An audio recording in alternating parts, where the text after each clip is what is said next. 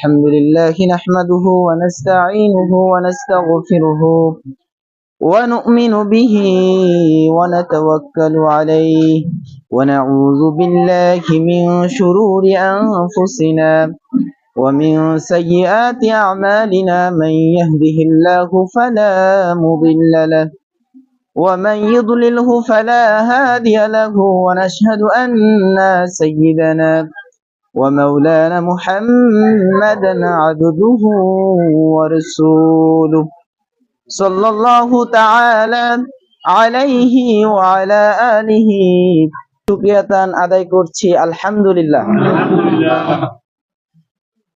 খুশির বিষয়, দিল থেকে খুশি খুশি শুকরিয়া আদায় করি আরেকবার আলহামদুলিল্লাহ। শুনে আমার এক ভাই, উনি আমাকে এসে বলছিল যে হুজুর আপনি বলেছিলেন মোহর আদায় করা ফরজ, সেই থেকে আমি নিয়ত করছি যে আমার স্ত্রীকে প্রতি মাসে 5,000 10,000 করে হলেও আমি শোধ করবো। সুবহানাল্লাহ বলেন। কারণটা ইসলামিক বিধান, নামাজ রোজার মতোই ফরজ হচ্ছে মোহর আদায় করা, স্ত্রীর মোহর আদায় করা। আর স্ত্রীর মোহর আদায়ের মাধ্যমে সুপুরুষের লক্ষণ পাওয়া যায়। কিসের? সুপুরুষের লক্ষণ পাওয়া যায় মোহর আদায়ের মাধ্যমে। মেয়ের বাবা, ইনার দায়িত্বে ছিলেন তার মেয়ে, এখন আমার এই ভাইয়ের দায়িত্বে চলে যাচ্ছেন। ওনার ইসলামিক বিধান, যে স্ত্রী তার ইসলামিক বিধান মেনে চললো, কতটুকু ইসলাম জানলো, কতটুকু ইসলাম শিখলো, কতটুকু মানলো, সে দায়িত্ব আমার ভাই গ্রহণ করবেন। আমি মেয়ের বাবাকে অনুরোধ করব যে আপনি আপনার মেয়েকে এই বিষয়ে গাইড করবেন যে স্বামীর অধিকার, স্বামীর সম্মান, স্বামীর প্রতি শ্রদ্ধাশীল, এইটা যেন সে রক্ষা করে চলে। যে স্বামী হচ্ছে হীরার টুকরা, স্বামীর থেকে দামি আর কিছু হতে পারে না। 5,101 টাকা মোহরের ভিত্তিতে সুভারকুটি হলখানা কুড়িগ্রাম নিবাসী জনাব মোহাম্মদ মোজাম্মেল হকের দ্বিতীয় পুত্র মোহাম্মদ আনোয়ার হোসেনকে আপনি আপনার কন্যাকে অর্পণ করলেন। এভাবে বলেন আলহামদুলিল্লাহ অর্পণ করলাম। আরেকবার বলেন আলহামদুলিল্লাহ অর্পণ করলাম। আরেকবার বলেন। আপনারা সবাই শুনছেন যে আলহামদুলিল্লাহ।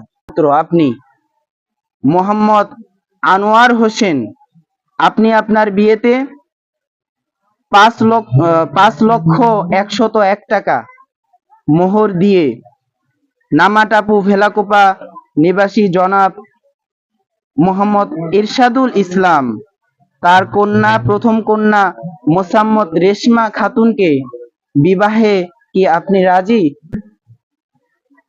জামাই আরেকটু জোরে বলবে, তাই না? বলেন আলহামদুলিল্লাহ কবুল করলাম।